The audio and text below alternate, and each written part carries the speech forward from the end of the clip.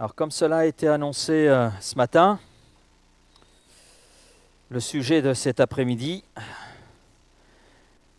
c'est guerre, Israël et l'Église. Que dit Dieu? Que dit Dieu aujourd'hui par rapport à tout ça? Alors, on va juste faire une lecture d'introduction dans le livre de Matthieu au chapitre 24. On va lire deux versets, versets 6 et 7 de ce chapitre 24 de Matthieu.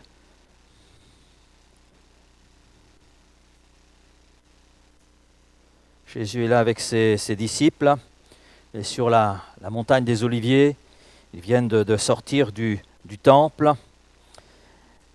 Et Jésus leur dit ceci, entre autres, vous pourrez lire l'ensemble de ce chapitre chez vous. « Vous entendrez parler de guerre et de bruit de guerre. Gardez-vous d'être troublés, car il faut que ces choses arrivent. Mais ce ne sera pas encore la fin. Une nation s'élèvera contre une nation, un royaume contre un royaume, et il y aura en divers lieux des famines, des tremblements de terre. » Et verset 8, « Tout cela ne sera que le commencement des douleurs. » Je ne vous apprends rien en disant que nous vivons aujourd'hui dans un monde qui est marqué par le tumulte, marqué par l'incertitude, incertitude sur plein de niveaux, et par la violence aussi et les conflits. Nous sommes dans un chaos mondial. Et d'ailleurs, ce n'est pas moi qui utilise cette expression, je ne fais que reprendre ce que certains hommes politiques ont pu là exprimer. Nous sommes dans un chaos mondial. S'il n'y a pas de réaction, nous allons tout droit dans le mur. Donc il y a une certaine conscience de la réalité. Je ne sais pas jusqu'où va cette conscience, mais il y a une réalité. C'est vrai que chaque jour, nos écrans, télévision, tablettes, etc., même téléphone, nous inondent d'images de guerre, images de souffrance, images de division. Et l'un des points les plus sensibles de l'actualité mondiale, c'est ce qui se passe d'ailleurs au Proche-Orient, dans ce conflit que l'on appelle israélo-palestinien, mais je dirais israélo-nation mondiale. Voilà. Et c'est vrai que ça attire tous les regards et ça nous fait oublier qu'il y a d'autres conflits qui sont là. Et c'est vrai que tout ce qui se passe autour de ce conflit se situe là en Israël. Eh bien, ça amène plein de réactions, plein de sentiments. C'est vrai que ça résonne à notre niveau parce que c'est la terre où Jésus est né, c'est la ville dans laquelle il est mort. Donc ça résonne au niveau de notre foi parce que c'est une terre que nous appelons la terre sainte. Ce qui est intéressant de voir, c'est que, par exemple, l'année passée, selon le rapport qui a été là réalisé par l'Institut de recherche sur la paix d'Oslo, oui, il y a l'Institut de recherche sur la paix.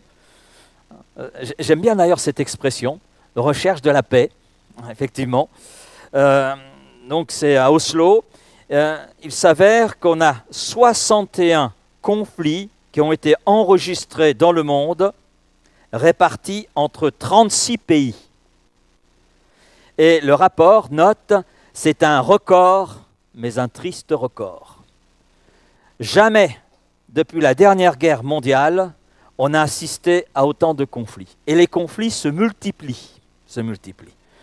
Et la rédactrice principale de ce rapport, qui touche la période de 1946 à 2024, dit ceci: « Ce n'est pas simplement un pic, c'est un changement structurel.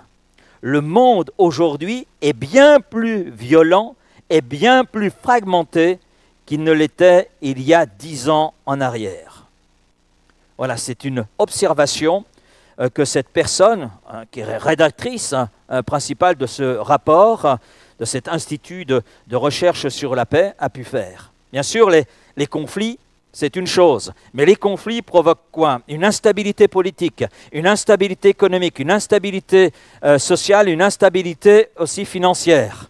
Tous les marchés financiers sont là, tremblants, ils ne savent pas trop ce qui va se passer, mais sur le plan politique, on ne sait pas trop ce qui va se passer, et même en France, on ne sait pas trop ce qui va se passer. Voilà, parce que le Premier ministre est à peine en place qu'on parle déjà de censure. Voilà, jamais il y a eu autant de premiers ministres que dans notre période. Donc c'est très symptomatique. Et ces conflits, bien sûr, mettent aussi en évidence des divergences qui existent dans une même nation, ainsi que des contradictions. Il y a les pro-ceci, il y a les pro-cela, il y a ceux qui se veulent neutres et qui essaient de naviguer entre les deux, etc., etc. Puis il y a ceux qui passent d'un côté et de l'autre cherchant leur intérêt. Et, tout cela est en place et met en évidence la réalité du cœur de l'homme. Et bien sûr, cela engendre, on le voit, en parallèle, donc une montée de violence au quotidien, d'ailleurs qui dépasse les gouvernants. Ça les dépasse, ils ne savent plus comment s'y prendre. Et ce n'est pas simplement sur un pays, c'est sur un ensemble de pays que l'on trouve cela. Alors, ça c'est un problème, mais il y en a un autre qui s'ajoute et qui nous touche quand même de près. C'est la montée de la violence contre les chrétiens, ce que l'on appelle la christianophobie. La christianophobie, c'est-à-dire l'état de haine ou de méchanceté à l'égard des chrétiens. Et on s'aperçoit que la christianophobie est en train de connaître une réelle croissance. Une réelle croissance. On préfère une autre croissance que celle-ci, mais elle est là. Et il y a plus de 380 millions de chrétiens qui sont exposés à des persécutions, à des discriminations fortes en raison de leur foi. Je dis bien, et le rapport qui a été fait sur le sujet fait bien la distinction des persécutions et discriminations fortes, parce qu'il y a celles qui sont subtiles. Ce qui veut dire qu'un chrétien sur 7 dans le monde est là, vivant dans la persécution, dans une persécution violente. Et ce chiffre est en pleine augmentation actuellement. Alors, je peux donner quelques exemples de christianophobie dans notre monde aujourd'hui. Dans une grande partie du monde musulman, les chrétiens font l'objet d'une persécution extrême. Et dans de nombreux cas, le choix se limite à se convertir à l'islam, fuir ou mourir. Dans une autre grande partie du monde là, occidental, les chrétiens sont méprisés, moqués, ridiculisés, marginalisés. On s'aperçoit qu'il y a des lois de plus en plus restrictives à l'égard des chrétiens. De plus en plus de lois touchent même le message chrétien, viennent le réduire, et c'est très subtil. Alors ça vient s'ajouter, j'allais dire, à ce qui se passe. On parle de persécution violente et de discrimination violente, donc pour 380 millions de chrétiens, mais il y a tout ce qui est subtil et qui vient restreindre, eh bien, j'allais dire, les droits des chrétiens. Et on assiste à des contradictions même, entre autres dans notre pays, par rapport à certaines lois. Donc il devient évident que les chrétiens qui souhaitent vivre selon leurs convictions ne pourront plus, on le sait aujourd'hui, dans certains pays occidentaux, ne plus accéder à certaines carrières, à certaines professions, sont limités. Et puis, aujourd'hui, la foi chrétienne est présentée de manière extrêmement partiale. Récemment, il y a un reportage sur le monde évangélique. Bon, c'est très caricatural, j'allais dire, mais on s'aperçoit que c'est toute une volonté qui est derrière tout cela. Donc, la christianophobie est réelle, elle augmente. Et puis si on tient compte de ce que dit la Bible, ça va aller en s'aggravant, surtout à l'approche de la fin. Oh là là, pasteur, cet après-midi, vous êtes démoralisant. Démoralisant. La persécution touche 78 pays du monde, même dans nos pays qu'on appelle libres, la persécution est subtile, avec ses lois restrictives, etc.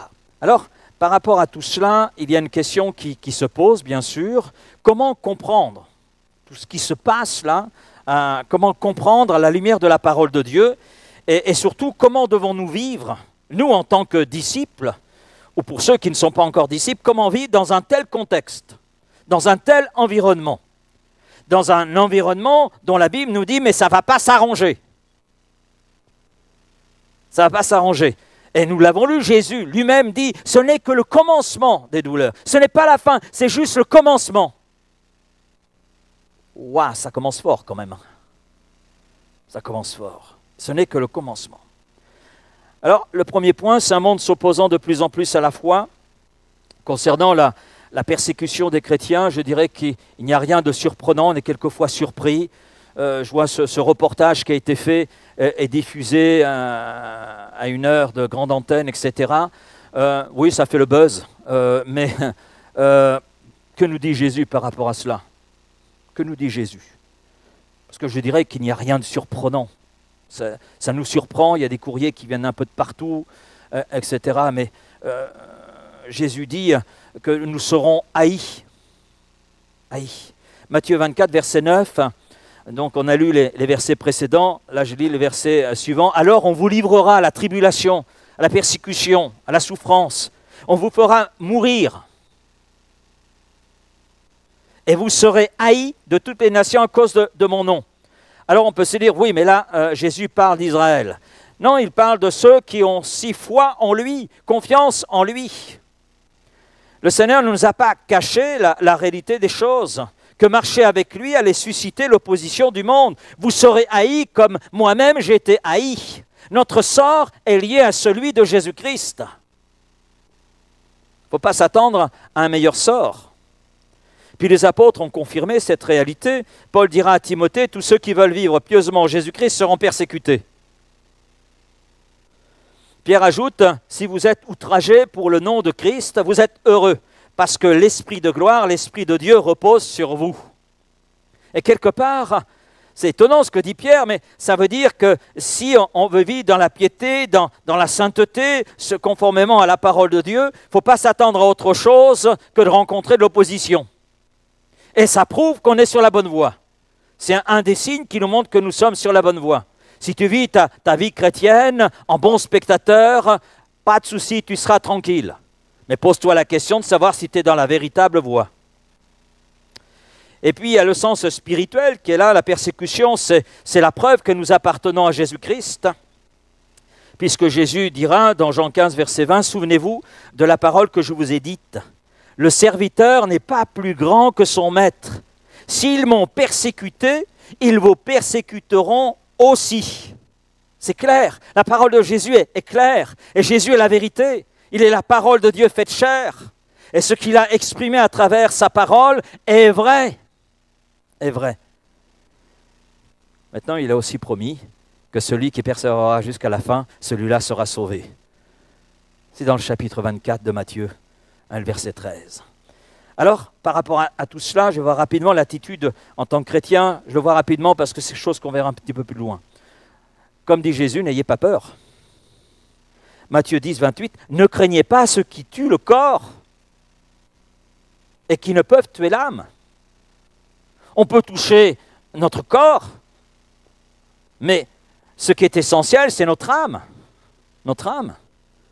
Lorsque nous sommes partis en mission avec ma femme et nos enfants, nos 4 filles, donc il y a un collègue missionnaire qui a travaillé aussi dans un pays fermé, il nous a dit « Préparez toujours une valise, que vous soyez toujours prêts à partir. »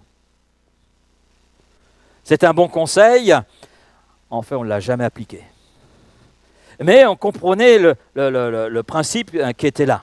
Et c'est vrai que quelquefois, c'était délicat. Moi-même, j'ai été arrêté par la police. Pendant 2 jours, j'étais en interrogatoire.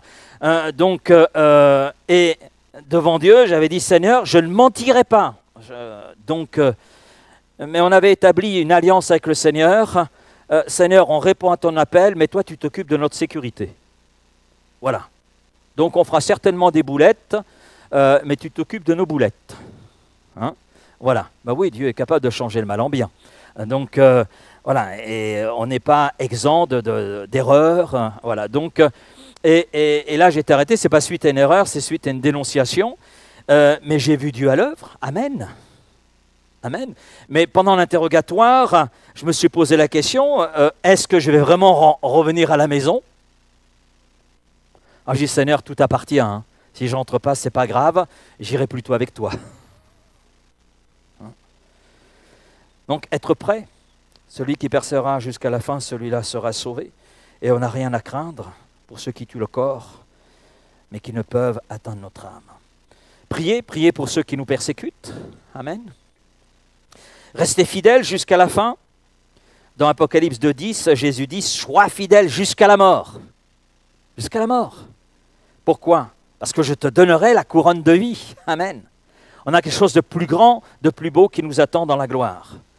Donc, n'oublions pas que la Bible nous dit aussi que l'Église sera persécutée. C'est le chrétien, mais c'est l'Église, le corps de Christ. Tout comme Israël est au centre de l'histoire prophétique, l'Église est au centre d'un combat spirituel. Et si les nations se dressent contre Israël, eh bien beaucoup se dressent aujourd'hui contre les chrétiens. D'ailleurs, c'est ces mêmes nations qui d'ailleurs se dressent contre l'Église de Jésus-Christ. Parce que ce qui vient de Dieu est insupportable pour celui qui est le prince de ce monde. Et nous savons qui est le prince de ce monde, c'est Satan, qui influe le monde économique, le monde politique, le monde financier, le monde social, le monde culturel. On sait ce qui prévaut aujourd'hui dans notre monde sur le plan culturel. Mais cela ne doit pas nous effrayer, amen. Mais nous préparer, parce que Jésus dit, « Heureux serez-vous lorsqu'on vous insultera, qu'on vous persécutera, et qu'on dira faussement de vous toutes sortes de mal à cause de moi.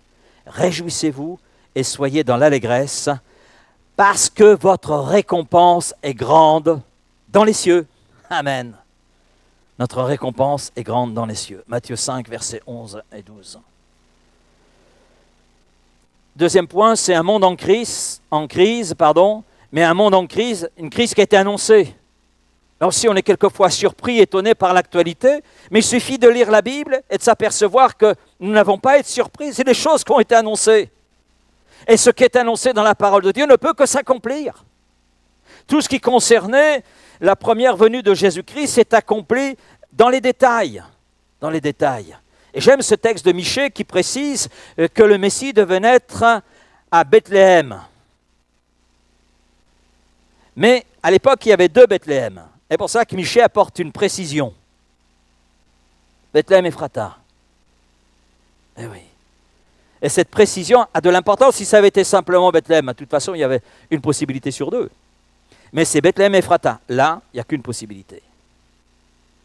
S'il y avait 2 Bethléem, il n'y avait qu'un seul Bethléem Ephrata. Donc on voit que dans les détails, tout ce qui était prophétisé concernant la première venue de Jésus s'est accompli. Donc le reste, concernant ce qui est prophétisé sur Israël, sur l'Église, sur la seconde venue de Christ, nous pouvons être sûrs que ça va s'accomplir dans tous les détails. Et on voit les choses qui s'accomplissent là sous nos yeux. Guerre, bruit de guerre, nation contre nation, c'est ce que nous voyons aujourd'hui. Nous sommes en plein dedans. Nous vivons dans une dimension prophétique. Nous sommes dans des temps particuliers. Et Jésus dit, ce ne sera que le commencement, ce n'est que le commencement des douleurs. Rien de ce que nous voyons aujourd'hui ne doit nous surprendre. À partir du moment où on connaît Christ, à partir du moment où on a cette, communion, relation avec la parole de Dieu, il n'y a pas à être surpris. Vous entendrez parler de guerre et de bruit de guerre, mais ce ne sera pas la fin. Donc ce n'est pas la fin. Oui, il y aura des conflits, oui, il y aura des nations qui s'élèveront contre d'autres nations, et cela fait partie des signes qui annoncent que le monde court vers son accomplissement. L'apôtre Paul, dans Romains 8, nous rappelle aussi que, il dit ceci, Romains 8, versets 22-23, « Or, nous savons que jusqu'à ce jour, la création tout entière soupire et souffre les douleurs de l'enfantement.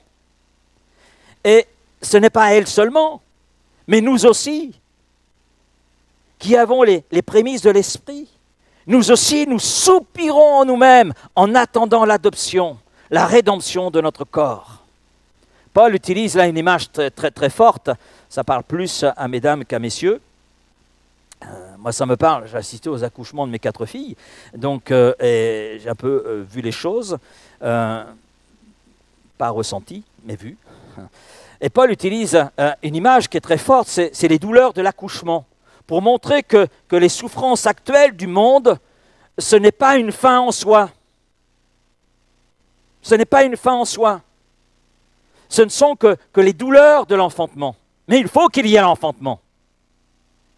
Pour l'instant, la création souffre, la création tout entière souffre les douleurs de l'enfantement. Donc c'est les signes d'une nouvelle naissance qui est là à venir, quelque chose de nouveau qui est à venir. La création n'est pas condamnée définitivement, elle gémit parce qu'elle attend une libération. Une libération. Les guerres, les catastrophes, les injustices, tout ce qui brise aujourd'hui ne sont pas l'ultime réalité. De même qu'une femme qui accouche endure des douleurs intenses, dans l'espérance d'une vie nouvelle, ainsi le monde souffre en vue d'une gloire à venir. C'est ce que montre l'apôtre, une gloire à venir. Les douleurs que nous voyons, y compris les conflits, ce qui se passe au Proche-Orient, autour d'Israël et ailleurs, ce n'est pas le dernier mot, ce ne sont que les douleurs de l'enfantement qui vont faire apparaître quelque chose de nouveau, une délivrance de la part de Dieu. Amen. Parce que dans tout cela, c'est Dieu qui est au contrôle. C'est Dieu qui est au contrôle. Ce que nous voyons, les guerres, la violence, la pauvreté, l'injustice, ce ne sont que les douleurs d'un monde qui est déchiré par le péché. Et n'oublions pas qu'Israël, ce petit pays au cœur du monde, est depuis toujours placé au centre de l'histoire biblique et on doit porter nos regards sur ce qui se passe là-bas parce que c'est annonciateur d'un événement glorieux qui arrive. Amen. La parole de Dieu avait annoncé que toutes les nations se dresseraient contre Israël. Et dans la semaine, plusieurs nations donc, ont reconnu l'État palestinien. Et de par ce fait, se rendent ennemis d'Israël. Et le nombre de nations rentrant dans ce circuit est de plus en plus nombreux. Mais ce n'est pas nouveau cela. Ce n'est pas nouveau. Il y a des voix qui s'élèvent contre cela. Mais on oublie ce qui est écrit. Zacharie chapitre 12, versets 2 et 3. Voici, je ferai de Jérusalem une coupe d'étourdissement pour tous les peuples d'alentour. Mais c'est exactement ce qui passe. En ce jour-là, je ferai de Jérusalem une pierre pesante. Les nations se bousculent concernant Jérusalem et son statut. Une pierre pesante. Pour tous les peuples. Pas pour quelques-uns, pour tous les peuples. Tous ceux qui la soulèveront, cette pierre pesante, seront meurtris. Et toutes les nations de la terre s'assembleront contre elle. Donc il n'y a rien d'étonnant que les nations, et de plus en plus de nations, viennent s'opposer à Israël. Là, je ne parle pas de la politique, je parle de la révélation biblique. Lorsque Jésus dit en Matthieu 24, verset 7, « Une nation s'élèvera contre une nation, un royaume contre un royaume », cela inclut Israël. Le peuple de l'Ancienne Alliance sera toujours au centre des attaques, au centre de la pensée des nations, de la politique, etc. des nations, et cela jusqu'au retour de Christ. Il ne s'agit pas simplement d'un conflit politique ou d'un conflit militaire. Derrière ce qui se passe, il y a un combat spirituel. Comme pour l'Église. L'Église est au milieu d'un combat spirituel et Israël est au milieu d'un combat spirituel. Parce qu'Israël, c'est le peuple choisi pour révéler le Messie. C'est sur cette terre d'Israël que Jésus est né, qu'il est mort, qu'il est ressuscité. Et c'est à Jérusalem que Jésus reviendra. Et l'ennemi de nos âmes déteste ce plan. Il en horreur ce plan. Et c'est pourquoi il attise les nations contre Israël. Et Satan est appelé, je le redis, le prince de ce monde de ténèbres, c'est-à-dire qu'il influe dans toutes les sphères de notre société, quelles que soient les sphères, tout cela pour s'opposer au plan de Dieu. Cela signifie que la petite nation d'Israël, parce que quand on regarde, c'est tout petit. C'est vrai, c'est tout petit. Quand on regarde cette nation, malgré sa taille, elle relie toutes les tensions qu'il y a aujourd'hui dans notre monde. Donc, c'est pas surprenant, c'est prophétisé dans l'Ancien Testament, Jésus nous en parle aussi. Une petite nation qui attire l'attention du monde entier, qui est de plus en plus isolée, qui le sera de plus en plus, parce qu'elle a besoin de dépendre totalement de celui qui est son Dieu. Troisième point, cet après-midi, c'est la souveraineté de Dieu. Ça, c'est souvent le point qu'oublient les nations. Si nous regardons uniquement les nouvelles, nous pourrions croire que tout est hors de contrôle. Alors je dirais, oui, tout est hors de contrôle des hommes qui pensent avoir le contrôle. Si grand soit-il, quel que soit le nom qu'il porte. Mais la parole de Dieu nous dit qui est au contrôle. Dans Daniel 2, verset 21, il est écrit « C'est Dieu qui change les temps et les circonstances, qui renverse et qui rétablit les rois. » Et on s'aperçoit que les gouvernants changent, des fois on a des surprises. Il y a des alliances qui se forment, qui se brisent, des conflits qui éclatent, mais au-dessus de tout cela, il y a un Dieu qui règne. Amen. Le Dieu de la Bible, le Dieu qui s'est révélé à travers son Fils Jésus-Christ. Jésus, c'est la parole de Dieu faite chair, c'est Dieu qui accepte de s'abaisser jusqu'à nous afin de se révéler à nous, mettant en évidence le besoin qui est le nôtre du salut et qui nous offre en Jésus-Christ justement ce salut, inaccessible humainement parlant. Et puis il y a un texte que j'aime particulièrement, Ésaïe 40, je partage avec vous, verset 15, écoutez bien, Ésaïe 40, verset 15, « Voici, les nations sont comme une goutte d'eau dans un seau. »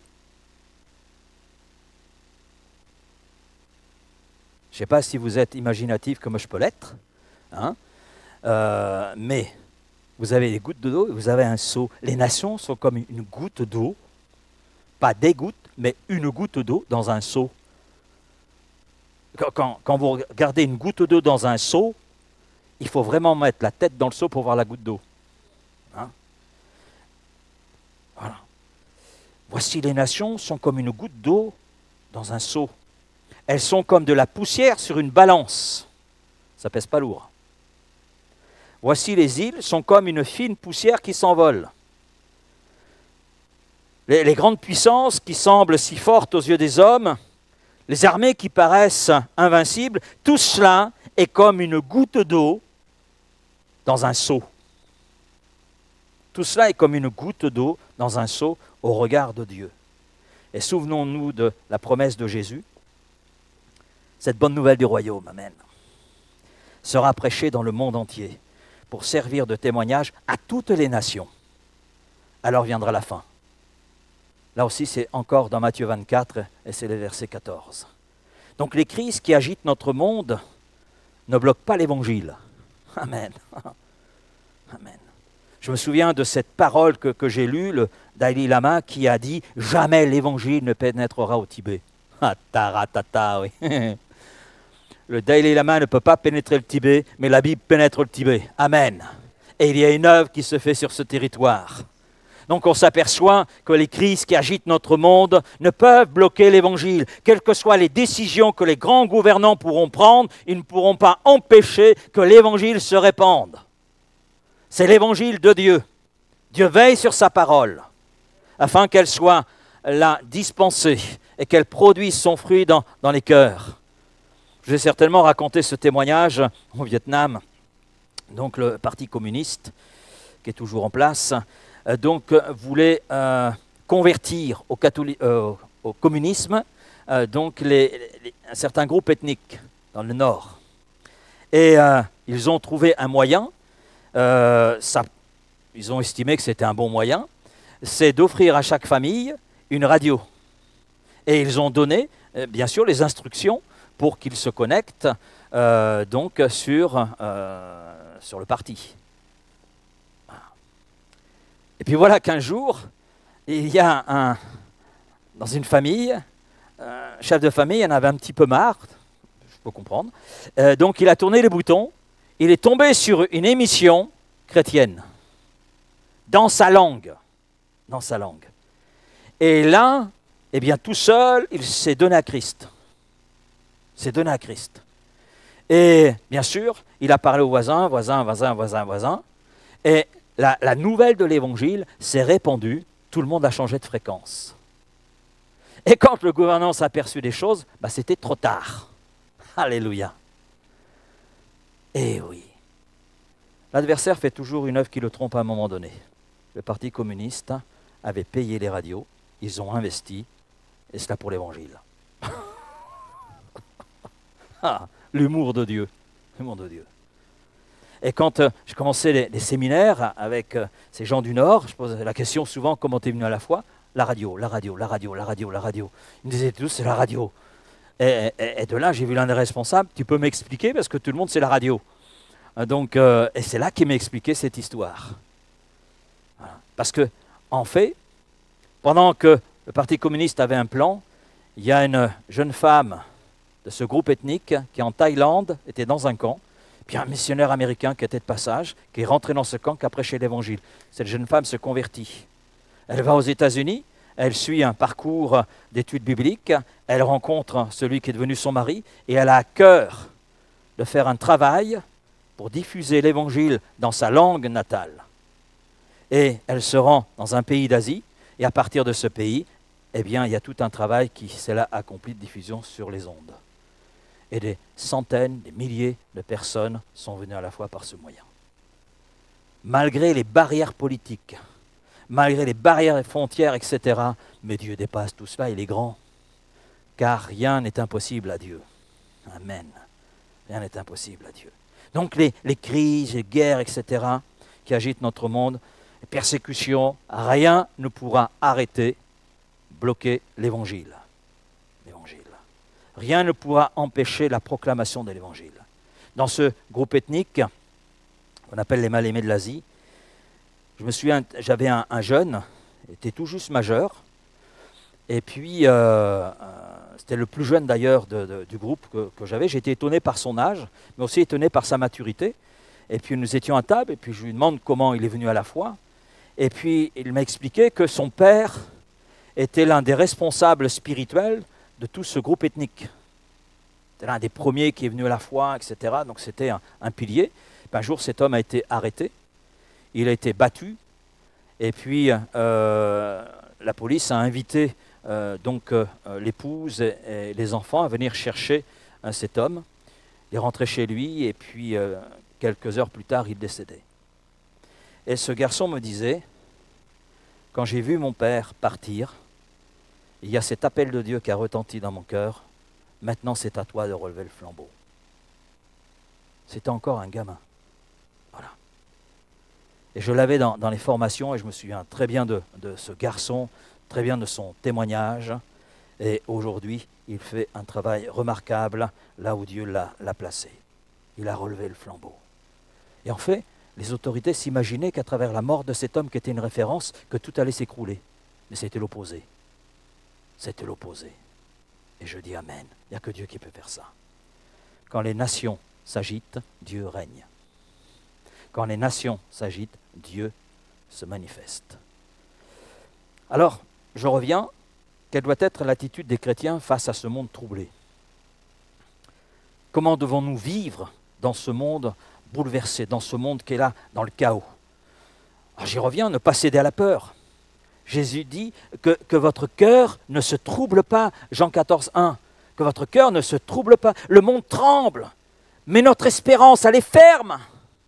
Elle est ferme. Nous ne sommes pas à la merci des événements, ce n'est pas les événements qui nous dominent. Si notre cœur est à Christ, c'est Christ qui domine notre cœur et nous accorde la vie, quel que soit ce qui arrive autour de nous, quels que soient les événements, ça ne change rien à la vie de Christ qu'elle a en nous. Amen. Nous ne sommes pas à la merci des événements, des circonstances. Nous sommes entre les mains de celui qui a vaincu la mort, de celui qui a vaincu le péché, de celui qui règne sur son trône. Et quel privilège nous avons par la foi en Jésus-Christ d'être entre les mains de ce grand Dieu, de ce Dieu créateur et tout-puissant. Ensuite, il s'agit de veiller et prier. Marc 13, 33 nous exhorte, prenez garde, veillez et priez. La prière est notre arme. Nous sommes des soldats. On ne combat pas avec des armes nucléaires, on a plus que ça. On a une puissance qui est plus grande, la puissance de Dieu. Et la prière, c'est notre arme. Priez pour la paix de Jérusalem, comme le dit le psaume 122, verset 6. Priez pour les peuples qui souffrent en Ukraine, en Afrique, en Asie et partout où il y a des conflits. Priez pour nos propres nations qui sont en crise morale et spirituelle, c'est évident. Les évidences sont là. Priez pour tous ceux qui nous gouvernent. Et vous voyez, comme dit la Bible, il est réservé aux hommes de mourir une seule fois, après quoi vient le jugement. Et tous nos gouvernants, ceux qui sont passés, tous ceux qui sont là actuellement, tous ceux qui viendront dans les prochains mois, à leur mort, ils comparaîtront devant Dieu de ce qu'ils auront fait, de la position que Dieu leur a permis d'avoir. Ils vont comparaître, ils vont rendre des comptes pour leurs actions. On voit cela dans Romains 13.1, on voit cela aussi dans 1 Timothée 2.2. C'est évident. Tout homme rendra compte devant Dieu pour ses œuvres. Pour ses œuvres. De ce qu'il aura fait, de ce que Dieu lui a donné. Donc notre prière est d'une grande efficace. Une grande efficace. Je me souviens de ce témoignage de John Knox, un homme de Dieu, un Anglais, et la reine toute puissante d'Angleterre craignait plus les prières de John Knox que n'importe quelle armée. La prière est d'une grande efficacité. Une église à genoux dans la prière, c'est une église qui déploie une puissance extraordinaire. C'est la puissance de Dieu. Être des artisans de paix. Jésus dit, heureux ceux qui procurent la paix, car ils seront appelés fils de Dieu. Matthieu 5.9. Nous ne pouvons pas arrêter les guerres mondiales. Nous ne pouvons pas arrêter les choses qui sont là en route. Mais nous pouvons, dans nos familles, dans nos quartiers, dans l'Église, être des hommes et des femmes de paix. Refuser la haine, refuser la rancune, refuser de rechercher une vengeance quelconque et être ainsi des témoins de l'amour de Dieu. Manifester cet amour dont nous sommes les bénéficiaires. Et puis, quatrièmement, c'est rester attaché à la parole de Dieu.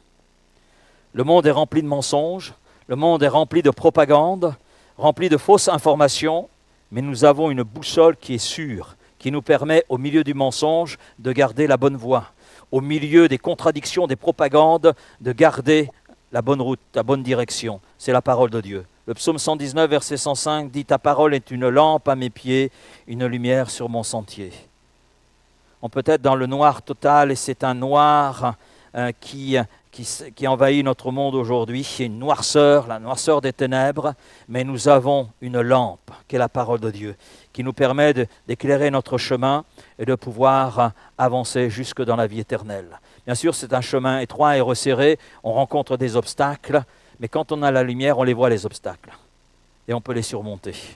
Et c'est ce que produit la parole de Dieu lorsqu'elle est reçue et vécue dans un cœur.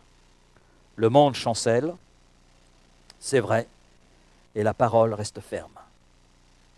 Et celui qui fonde sa vie sur la parole est sur un roc. Un roc. L'espérance qui nous anime. Autre point, si nous nous arrêtons aux nouvelles de ce monde, c'est vrai qu'on peut être accablé, troublé. Mais notre espérance va plus loin que les circonstances présentes. C'est l'espérance du retour de Jésus-Christ. Amen. Jésus revient. Il le dit, il l'a promis.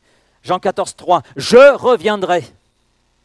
Les guerres, les conflits nous rappellent que ce monde ne durera pas éternellement. Le monde avec ses convoitises passera. Mais la parole de Dieu demeure. Donc ce qui est écrit reste vrai. Et celui qui s'appuie sur cette parole, est en route vers l'éternité avec Christ. Il est là dans cette espérance du retour de Jésus-Christ. Le roi des rois, le seigneur des seigneurs, reviendra pour établir son règne de justice et de paix. Et le texte que j'ai cité tout à l'heure, c'est 1 Jean 2.17, et le monde passe et sa convoitise aussi, mais celui qui fait la volonté de Dieu, celui-là demeure éternellement. Comment faire la volonté de Dieu ? Il suffit de plonger nos regards et notre cœur dans la parole de Dieu. Et puis notre espérance, c'est un ciel nouveau, une nouvelle terre. Je sais qu'il y a des groupes religieux qui disent que la terre va se renouveler, etc., et qu'on va vivre sur cette terre. Non, ça c'est une grossièreté. Non, il est question de nouveaux cieux et d'une nouvelle terre. Et là, Apocalypse 21, verset 4, il est écrit, « Il essuiera toute larme de leurs yeux, la mort ne sera plus, il n'y aura plus ni deuil, ni cri, ni douleur. » Et ça, c'est notre espérance ultime. Un monde où il n'y aura plus de guerre, plus de haine, plus de mort, où nous serons dans la présence éternelle de celui qui a fait la promesse de revenir et que nous attendons dans la foi et par la foi. Nous serons avec lui, parce que c'est en lui et par lui que nous avons la vie éternelle. Et nous l'avons par la foi. Ce n'est pas nos moyens, ce n'est pas nos actions, non, ce n'est pas nos bonnes œuvres. Non, c'est uniquement par la foi, c'est pure grâce. Notre mission en attendant, parce qu'on a une mission, hein. L'Église, les chrétiens, on n'est pas là passif. Non, non. On a une mission. Dieu nous appelle à être ses témoins. Et malgré le contexte, on ne veut pas s'arrêter. On ne veut pas s'arrêter. On veut poursuivre d'annoncer la bonne nouvelle autour de nous, continuer d'aimer notre prochain, continuer de marcher dans la lumière. Nous voulons persévérer dans cette mission qui est la nôtre, qui nous a été confiée par le Seigneur, et on a les forces, on a tout ce qu'il faut pour mener à bien cette mission. J'en arrive à 6e point. Qu'en est-il du non-croyant? Eh oui, qu'en est-il du non-croyant? De celui qui n'a pas encore placé sa vie sur ce rocher qu'est Christ. Peut-être qu'il est au bord du rocher, mais il n'est pas sur le rocher. Sa foi n'est pas en Christ. Il n'a pas encore fait ce choix. Alors quel est le témoignage de la Bible par rapport à cela? Jésus dit, en Jean 3, 18, dans ce dialogue entre Jésus et ce religieux qui est Nicodème, « Celui qui croit en lui n'est pas jugé, mais celui qui ne croit pas est déjà jugé. » Pourquoi? Parce qu'il n'a pas cru au nom du Fils unique de Dieu. Cela veut dire que le non-croyant vit dans une situation de séparation d'avec Dieu. Je ne sais pas du tout où tu en es par rapport à Dieu, mais une chose est certaine, si ta foi n'est pas en Christ, ta foi n'est pas dans ce Dieu de l'Écriture, de la Bible, il y a une séparation entre toi et Dieu. Et les guerres, les crises, les catastrophes, finalement, nous rappellent que la vie est fragile. Ça met en évidence la fragilité de la vie. Et montre que le monde sans Dieu, finalement, court à sa perte. Court à sa perte. Quelle espérance ont ceux qui sont là, vivent les mêmes événements que les chrétiens, mais qui sont là sans espérance. Où vont-ils placer leur confiance? On s'aperçoit que dans ces temps actuels, il y a une anxiété qui est grandissante, surtout chez les jeunes, parce qu'ils sont là sans aucune espérance. Et beaucoup d'entre eux sont déjà dans la dépression, sont déjà suivis par des psychologues, des psychiatres, sont déjà chimiquement suivis. Mais c'est terrible, c'est terrible. Et combien comme cela? Et le chiffre est important. Et en plus, nos gouvernants disent que dans les 10 années à venir, ça va être pire. Ça va être pire. Et aujourd'hui, on dit, mais il n'y a pas assez de psychologues et de psychiatres pour demain. Ben oui, parce que notre monde n'a pas de solution à donner. Parce que la solution, elle est uniquement dans ce que Dieu a fait en Jésus-Christ. Nulle part ailleurs. Et les crises, tout ce qui se passe autour dans notre monde, eh bien, montre la fragilité de la vie et l'absence de Dieu, ce que ça produit dans les cœurs. Quel est l'état spirituel du non-croyant? Ben, Paul nous donne une réponse. Dans Éphésiens chapitre 2, verset 12, vous étiez en ce temps-là sans Christ. Sans Christ. Privés du droit de citer en Israël, étrangers aux alliances de la promesse, sans espérance et sans Dieu dans le monde. Le non-croyant peut paraître fort, sembler libre, indépendant, mais en réalité, il est perdu. Il est perdu, sans espérance véritable. On a bon me dire que ça ira mieux demain. Quand je lis la Bible, je dis c'est un gros mensonge. C'est un gros mensonge. Ça ne peut pas aller mieux. Ça ne peut pas aller mieux. Et si tu penses cet après-midi que ça va aller mieux, tu te trompes, tu es dans un mensonge. Ça va aller mieux sur le plan économique? Non, non. Ça va aller mieux sur le plan social? Non, non. Ça va aller mieux sur le plan politique? Non, non. Ça va aller mieux sur le plan financier? Non, non. Tout ça, c'est pur mensonge. Le cœur de Dieu, quel est le cœur de Dieu pour le non-croyant? Dans Ézéchiel 33, verset 11, il nous est dit que Dieu ne prend aucun plaisir à la mort du pécheur. Il prend aucun plaisir. Parce que Dieu, par nature, est le Dieu d'amour. Et Dieu l'a manifesté en Christ. 1 Timothée 2,4, Dieu veut que tous les hommes soient sauvés et que tous les hommes parviennent à la connaissance de la vérité. Et c'est pour cela qu'il a envoyé Jésus-Christ. Pourquoi Jésus est-il venu? Jésus, c'est la parole de Dieu. C'est Dieu qui nous rejoint. Nous étions dans l'incapacité d'atteindre Dieu, et c'est Dieu qui, à travers son Fils unique qui s'est fait homme, qui vient nous rejoindre, et qui vient là nous présenter la vérité, qui vient nous présenter la voie de salut. Le péché qui nous emprisonnait, qui nous privait à tout jamais de la présence de Dieu, Christ s'en est chargé sur le bois de la croix. Il a pris le jugement que nous méritions. Il a pris nos souffrances, nos maladies. Il a pris nos fardeaux. Et par la foi dans cette parole de vérité qu'est Christ et dans ce qu'il a fait, eh bien, nous entrons dans une vie nouvelle, la vie éternelle.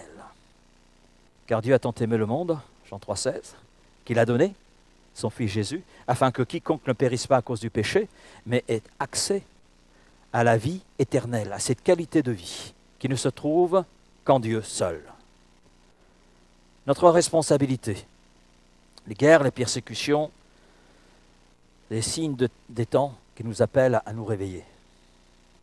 Pour l'Église, à ne pas dormir, à rester vigilante, veiller et prier. Et pour le non-croyant, à saisir le temps de grâce. Certains ont déjà dit à l'époque de l'apôtre Paul, et j'entends encore le même refrain aujourd'hui, mais depuis le temps que vous parlez du retour de Jésus-Christ,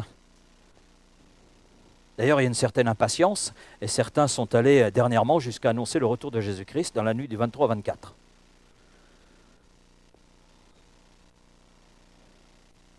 Et l'homme qui m'a envoyé, enfin une des personnes qui m'a envoyé les vidéos, etc., donc le 25, je lui ai écrit.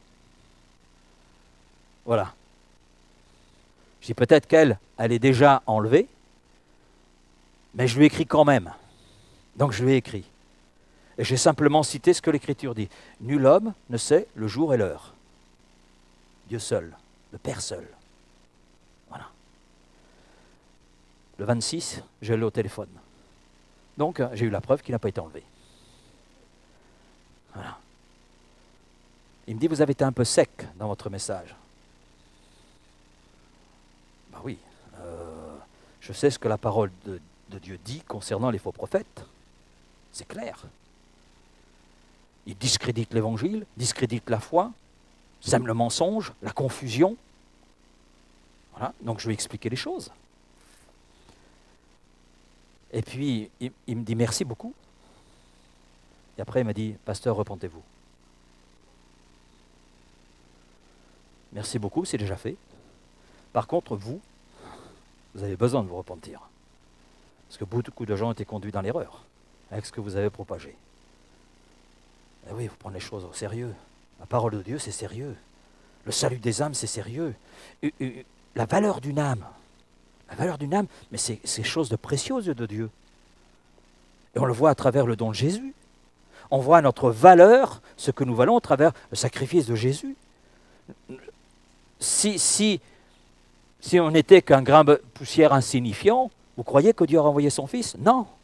C'est que nous avons dans le cœur de Dieu une grande valeur. Ouais, grande valeur. Alors c'est vrai, Jésus revient, amen, il revient bientôt. Alors certains sont impatients, donc, et vont dire des mensonges, comme c'était le cas. C'était déjà le cas à l'époque de Pierre. Depuis le temps que vous en parlez, il n'est toujours pas revenu. Mais pourquoi? Parce qu'il use de patience. On a un Dieu qui est plein d'amour, c'est sa nature. Il aime. Et il veut que tous les hommes aient connaissance de l'Évangile, de cette bonne nouvelle de Jésus-Christ, bonne nouvelle du salut, puissent accéder, c'est lui l'opportunité. Après, on est placé devant un choix. La foi, c'est un choix. Je choisis de placer ma foi en Jésus-Christ ou je choisis de laisser tomber. Et bien sûr, dans ce choix, je vais assumer les conséquences. C'est sûr. Mais je ne pourrais pas dire « je ne savais pas ». Et là, c'est très bien parce que personne cet après-midi pourra dire devant Dieu « oh, j'étais pas au courant ». Tiens, mon œil, pas au courant. Dis donc, on est combien aujourd'hui? Le 28 septembre, hein, tu as entendu Un pasteur qui est un peu long, c'est vrai. Mais tu as entendu le message, les choses étaient claires. Le choix t'a été proposé, tu n'as pas bougé, tu n'as rien fait. Ah non, non, je continue la vie comme si de rien n'était. J'ai rien entendu. Non, non. Les choses sont sérieuses. Comment donc invoqueront-ils celui en qui ils n'ont pas cru, et comment croiront-ils en celui qu'ils n'ont pas entendu parler, et comment entendront-ils parler s'il n'y a personne qui prêche? Alors, amen, à Vitrolles, il y a des prédicateurs. Voilà. C'est pour ça qu'on doit continuer d'annoncer, et c'est pour cela, comme Jésus, aujourd'hui est un jour de salut. Aujourd'hui. Et tu as la possibilité aujourd'hui, eh bien, de placer ta foi en Jésus-Christ. L'appel au salut, il est là. J'ai le choix, soit rester loin de Dieu, loin de sa grâce, loin du pardon, rester dans la peur, dans l'incertitude, voilà, soit venir à Christ, trouver le pardon, la paix et cette espérance de la vie éternelle. Mais il faut savoir, et je conclurai avec ce verset, Hébreux 2, chapitre 2, verset 3, comment échapperons-nous en négligeant un si grand salut? Comment échapperons-nous? Comment ça, échapper à quoi? Échapper au jugement de Dieu. Oui. Échapper à la mort éternelle à cause du péché. Parce que, comme on l'a vu jeudi soir, le péché, c'est un travail. Hein? C'est même un employeur. Mais c'est un mauvais employeur. Parce que le salaire, c'est la mort éternelle. Alors que Dieu nous offre sa grâce. Le don gratuit de Dieu, c'est Jésus-Christ. Comment échapperons-nous en négligeant tout ce que Jésus est, tout ce que Jésus a fait, qui est la démonstration qu'on a un Dieu qui nous aime, un Dieu qui veut qu'on entre dans une relation avec lui, qui nous propose ce que nul autre ne peut nous présenter, ce que le monde ne peut pas nous présenter. Le monde n'est que mensonge. Et on sait qui est le père du mensonge. Mais Dieu est la vérité. Une vérité qui libère, une vérité qui affranchit. Alors, mes frères et sœurs, n'ayons pas peur. Restons fermes dans la foi, prions avec ferveur, soyons artisans de paix et gardons nos yeux fixés sur cette espérance qui est la nôtre. Et pour toi qui n'as pas encore fait ce pas de foi, qui n'a pas encore choisi Jésus-Christ, je t'invite à faire ce choix, mais à ne pas négliger ce si grand salut qui t'a été offert pour toi, pour nous, pour chacun d'entre nous. Amen. Merci Père pour ta parole cet après-midi. Nous sommes là devant toi. Je veux te prier pour chacun d'entre nous. Je veux te prier aussi pour ceux qui sont là à l'écoute de ces moments. Seigneur, je te prie pour celui qui t'appartient, peut-être découragé, peut-être fatigué. Seigneur, tu renouvelles et tu fortifies. Amen. Tu renouvelles et tu fortifies. Notre espérance, elle est en toi. Et Seigneur, on peut être fatigué, on peut être découragé, on peut être apeuré par tout ce qui se passe. Seigneur, mais tu es celui qui vient raviver nos cœurs et nous montrer qu'en fait, c'est que le début, mais que nous sommes au-dessus de ces circonstances, de ces événements, parce que ce qui nous attend, c'est une espérance éternelle.